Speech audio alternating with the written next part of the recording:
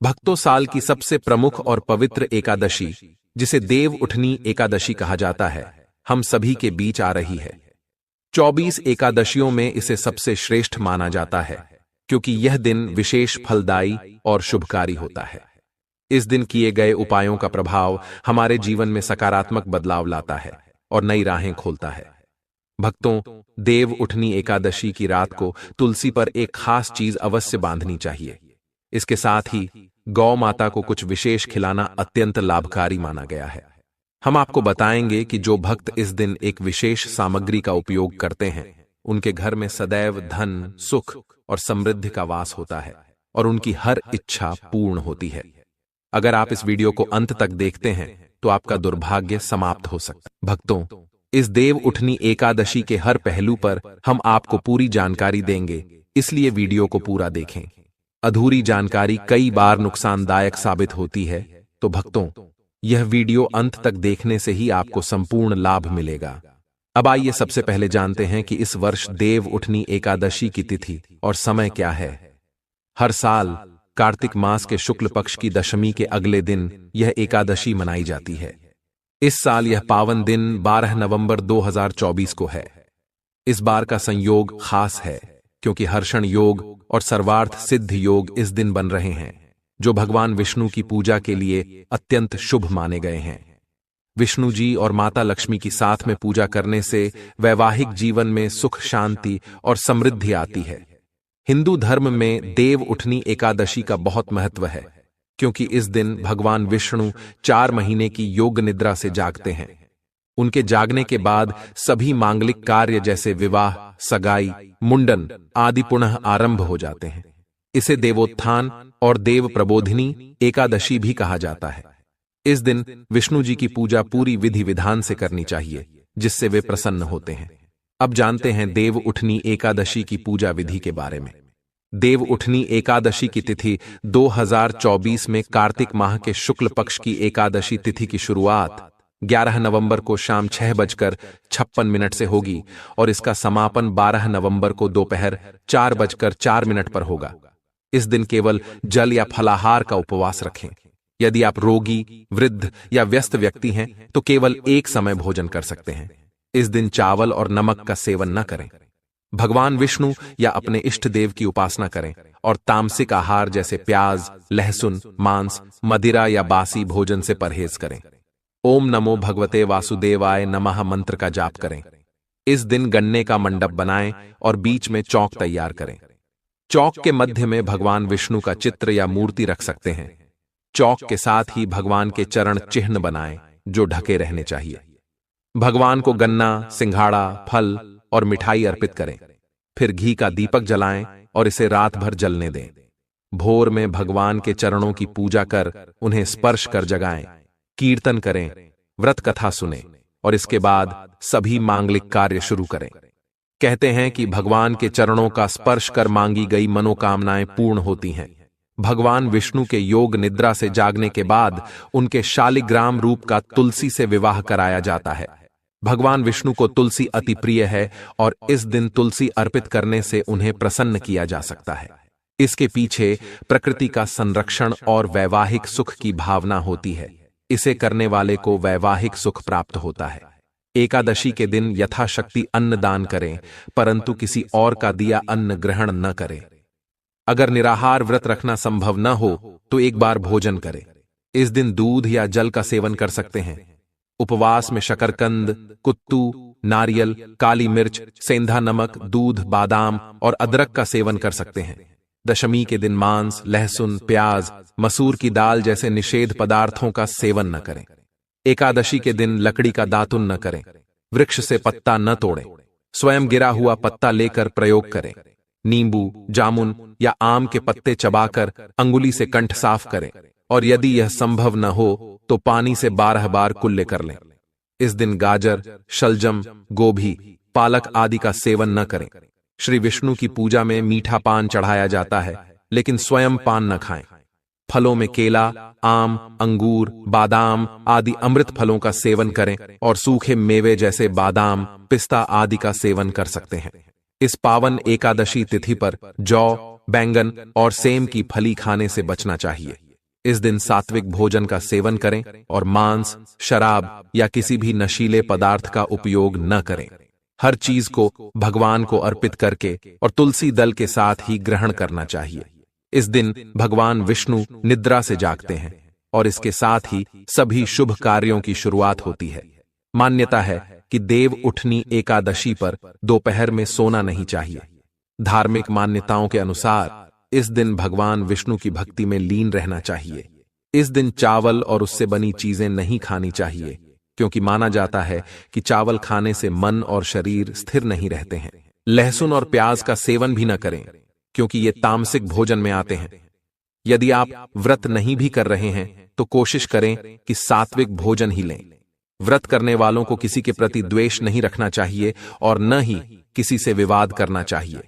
इस दिन बुजुर्गों का सम्मान करना और उनकी सहायता करना पुण्य का कार्य माना गया है, जिससे भगवान विष्णु और माता लक्ष्मी प्रसन्न होती हैं। तुलसी के पौधे को न छुएं और न ही उस पर जल चढ़ाएं, क्योंकि इस दिन तुलसी का उपवास माना जाता है और जल चढ़ाने से उनका उपवास टूट सकता है। इस दिन सुबह स्नान करके सूर्य देव को अर्घ्य दें और एकादशी व्रत का संकल्प लें। सुख और समृद्धि के लिए भगवान विष्णु का दूध में केसर मिलाकर अभिषेक करें और श्री हरि की आरती करें। सफलता के लिए भगवान विष्णु की पूजा करें और दान पुण्य करें। सौभाग्य प्राप्ति के लिए स्त्रियां इस दिन व्रत करती हैं। आप विष्णु सहस्रनाम का पाठ कर सकते हैं। इस दिन भगवान विष्णु को सफेद रंग का भोग लगाएं, जैसे कि खीर या सफेद मिठाई। देव उठनी एकादशी पर निर्जला व्रत रखने की सलाह दी जाती है, लेकिन गृहस्थ लोग फलाहार कर सकते हैं। ब्राह्मणों को दान दक्षिणा देकर उनसे आशीर्वाद प्राप्त करें। इस दिन तुलसी पर वस्त्र अर्पित करें, क्योंकि तुलसी मां लक्ष्मी का प्रतीक मानी जाती है और उन्हें वस्त्र अर्पित करने से शुभ फल की प्राप्ति होती है। देव उठनी एकादशी के दिन तुलसी के पौधे में लाल रंग की चुनरी चढ़ाना बहुत लाभकारी माना जाता है। ज्योतिष शास्त्र के अनुसार लाल रंग मंगल ग्रह का प्रतीक है। मान्यता है कि तुलसी माता को लाल रंग के वस्त्र अर्पित करने से धन, सुख और समृद्धि प्राप्त होती है। साथ ही यदि किसी व्यक्ति के बोल में कठोरता हो तो यह उपाय उनके शब्दों को भी नियंत्रित करता है। देव उठनी एकादशी के दिन भगवान विष्णु का आशीर्वाद पाने के लिए नहाने के पानी में हल्दी मिलाकर स्नान करें और फिर पीले रंग के वस्त्र धारण करें। ऐसा करने से भगवान विष्णु की कृपा बनी रहती है और करियर में आ रही बाधाएं दूर होती हैं। यदि विवाह में बाधा आ रही है तो इस दिन विष्णु पूजा के दौरान केसर, हल्दी या पीले चंदन का तिलक करें और भगवान विष्णु को पीले रंग के फूल अर्पित करें। यह उपाय विवाह के योग्य शीघ्र बनाने में सहायक होता है। कर्ज से छुटकारा पाने के लिए इस दिन पीपल के पेड़ पर जल चढ़ाएं और शाम को पेड़ के नीचे दीपक जलाएं। मान्यता है कि इससे कर्ज से मुक्ति मिलने में मदद मिलती है। कार्तिक मास में तुलसी की पूजा का विशेष महत्व है। इस दिन तुलसी पर गन्ने का रस चढ़ाएं और देसी घी का दीपक जलाकर तुलसी माता की आरती करें। ऐसा करने से जीवन में कभी धन की कमी नहीं होती और कष्ट दूर होते हैं। भक्तों, अगर आपने अभी तक जय माता लक्ष्मी और जय भगवान विष्णु नहीं लिखा है तो इसे अवश्य लिखें। इसके अलावा कमेंट बॉक्स में अपनी राशि का उल्लेख करें, ताकि हम आपको आपकी राशि से संबंधित भाग्य बता सकें। कुछ गलतियां, जैसे कि दोपहर में सोना, भगवान विष्णु को क्रोधित कर सकती हैं। ध्यान दें कि 4 महीनों की योग निद्रा के बाद भगवान विष्णु जागते हैं, इसलिए इस दिन ऐसी गलतियां न करें। देव उठनी एकादशी का दिन अत्यंत पवित्र माना जाता है और इस दिन कुछ खास नियमों का पालन करने की सलाह दी जाती है, जैसे कि दोपहर के समय सोने से बचना चाहिए। मान्यता है कि इस दिन अगर हम सोने की बजाय भगवान का कीर्तन या भजन करते हैं तो माता लक्ष्मी प्रसन्न होती हैं और हमें सुख समृद्धि का आशीर्वाद देती हैं। दोपहर में सोना इस दिन अशुभ माना जाता है, क्योंकि इसे भगवान का अनादर समझा जाता है। जब हम इस विशेष दिन जागकर प्रभु की आराधना करते हैं तो हमारा मन शांति और सकारात्मक ऊर्जा से भर जाता है और हमारे जीवन में खुशहाली आती है।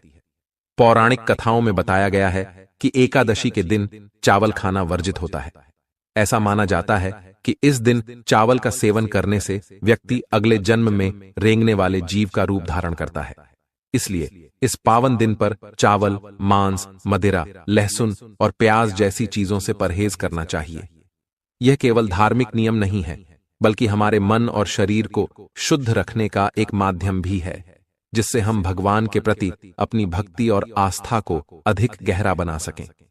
एकादशी के दिन किसी के लिए भी भला बुरा कहना या मन में किसी के प्रति नकारात्मकता रखना वर्जित माना गया है। इस दिन का महत्व केवल व्रत रखने तक ही सीमित नहीं है, बल्कि यह हमारे विचारों और भावनाओं की भी शुद्धि का समय है। जब हम इस दिन किसी के लिए भला बुरा नहीं सोचते और केवल भगवान के प्रति भक्ति का भाव रखते हैं, तो हमारी पूजा अधिक प्रभावी और सफल मानी जाती है। इस प्रकार इस दिन हमें अपने मन को शांत रखते हुए केवल प्रभु की भक्ति में लीन रहना चाहिए। तुलसी का पौधा भगवान विष्णु को अत्यंत प्रिय है। देव उठनी एकादशी के दिन तुलसी का पत्ता तोड़ना वर्जित माना गया है, क्योंकि यह प्रभु को नाराज कर सकता है। इस दिन तुलसी के पौधे का विशेष महत्व होता है और इसे श्रद्धा से पूजा जाता है। माना जाता है कि इस दिन तुलसी की पूजा से हमारे घर में सकारात्मक ऊर्जा का वास होता है और यह पौधा हमारे जीवन में खुशहाली और समृद्धि लाता है। इसलिए इस दिन तुलसी के पत्तों को न छूकर उन्हें केवल श्रद्धा के साथ प्रणाम करना चाहिए। देव उठनी एकादशी के दिन कुछ विशेष चीजों का दान करने से बहुत लाभ मिलता है। इस दिन पीले वस्त्र, मुरली, धान, गेहूं, मक्का, बाजरा, उड़द, सिंघाड़ा, शकरकंदी, गन्ना, मौसमी फल, केसर, केला, हल्दी, मोरपंख और शंख आदि का दान करना शुभ माना जाता है। दान करते समय यह ध्यान रखना चाहिए कि इसे किसी अन्य व्यक्ति के सामने न करें, क्योंकि धार्मिक मान्यताओं के अनुसार दान गोपनीय होना चाहिए। माना जाता है कि छिपाकर दान करने से व्यक्ति को पुण्य की प्राप्ति होती है और उसका जीवन सुख शांति से भरा रहता है। देवोत्थान एकादशी के दिन का महत्व हमारे धर्म ग्रंथों में विस्तार से बताया गया है। यह दिन दीपावली के कुछ समय बाद आता है और इसे ईश्वर के जागने का दिन माना जाता है। इस पवित्र दिन के बाद से ही विवाह, उपनयन और गृह प्रवेश जैसे सभी शुभ कार्य प्रारंभ किए जा सकते हैं। इस दिन को छोटी दिवाली के रूप में भी जाना जाता है और इसे घरों में चावल के आटे से विभिन्न आकृतियां बनाकर, दीप जलाकर और भगवान विष्णु की पूजा करके मनाया जाता है। इस दिन का महत्व इतना है कि इसे शुभ कार्यों के प्रारंभ का प्रतीक माना गया है। कार्तिक शुक्ल एकादशी के दिन को तुलसी विवाह के रूप में मनाया जाता है। यह एक विशेष रीति है जिसमें तुलसी माता का विवाह भगवान विष्णु से किया जाता है। इस परंपरा का विशेष धार्मिक महत्व है, क्योंकि तुलसी का पौधा न केवल पवित्र माना जाता है, बल्कि औषधीय गुणों से भरपूर भी होता है। इस दिन को घर में सकारात्मक ऊर्जा बनाए रखने और भगवान का आशीर्वाद पाने के लिए बहुत महत्वपूर्ण माना गया है। तुलसी विवाह की पूजा से हमें सुख, समृद्धि और शांति की प्राप्ति होती है। देवोत्थान एकादशी को भगवान विष्णु के शालिग्राम रूप और देवी तुलसी के विवाह का दिन माना गया है। इस दिन दीपदान करने से विशेष पुण्य की प्राप्ति होती है। धार्मिक मान्यताओं के अनुसार इस दिन दीप जलाकर भगवान को प्रसन्न करने से हमारे जीवन के सभी कष्ट दूर हो जाते हैं और हमें सुख, शांति और समृद्धि का आशीर्वाद मिलता है। भगवान विष्णु निद्रा के 4 महीनों के दौरान वे सृष्टि के कार्यों से मुक्त रहते हैं और इस अवधि में भगवान रुद्र भी शांत रहते हैं। इन 4 महीनों की योग निद्रा के बाद भगवान विष्णु पुनः जागते हैं और ब्रह्मांड का प्रबंधन कार्य शुरू करते हैं। इसलिए इस दिन भगवान विष्णु की पूजा पूर्ण समर्पण और विश्वास के साथ की जाती है। घर की छत पर दीपक जलाकर दिन में उजाला करना और रात में घर के किसी भी कोने को अंधेरे में न रहने देना घर में सुख समृद्धि का प्रतीक माना गया है। श्री हरि निद्रा में क्यों जाते हैं? एक बार की बात है, लक्ष्मी जी ने भगवान विष्णु से कहा, प्रभु आप पूरे दिन जागते रहते हैं और जब सोते हैं तो वर्षों के लिए निद्रा में चले जाते हैं, जिससे सृष्टि का संतुलन बिगड़ जाता है। इस पर भगवान विष्णु मुस्कुराए और बोले, देवी आपने सही कहा, मेरे जागने से अन्य देवताओं और विशेषकर आपको आराम नहीं मिलता। आज से मैं वर्षा ऋतु में 4 महीनों के लिए योग निद्रा में जाऊंगा, जिससे मेरे अनुयायियों पर मेरी कृपा बनी रहेगी। इस अवधि में मेरी निद्रा का सम्मान करने वाले सभी भक्तों के घर में आपकी कृपा सदैव बरसेगी। कार्तिक मास में एकादशी के दिन भगवान विष्णु, जिन्हें शालिग्राम के रूप में भी जाना जाता है, और विष्णु प्रिया तुलसी का विवाह संपन्न होता है। तुलसी और शालिग्राम का विवाह सुंदर मंडप में किया जाता है और इस अवसर पर विष्णु सहस्त्र नाम और अन्य पवित्र मंत्रों का पाठ किया जाता है। शास्त्रों के अनुसार इस विवाह से सुखी वैवाहिक जीवन और पुण्य की प्राप्ति होती है। कार्तिक मास में तुलसी का दान करने का भी विशेष महत्व है। तुलसी को वृंदावनी, विश्व पूजिता, विश्व पावनी, कृष्ण जीवनी और नंदिनी जैसे पवित्र नामों से जाना जाता है। भगवान विष्णु के चरणों और माला में तुलसी पत्र अर्पित करना भी पवित्र माना गया है। एक समय की बात है, एक राजा था जिसके राज्य में सभी लोग एकादशी का व्रत रखते थे। उस दिन पशुओं सहित किसी को भी भोजन नहीं दिया जाता था। एक दिन दूसरे राज्य से एक व्यक्ति राजा के पास नौकरी के लिए आया। राजा ने उसे काम पर रखने से पहले शर्त रखी कि उसे केवल एकादशी के दिन भोजन नहीं मिलेगा।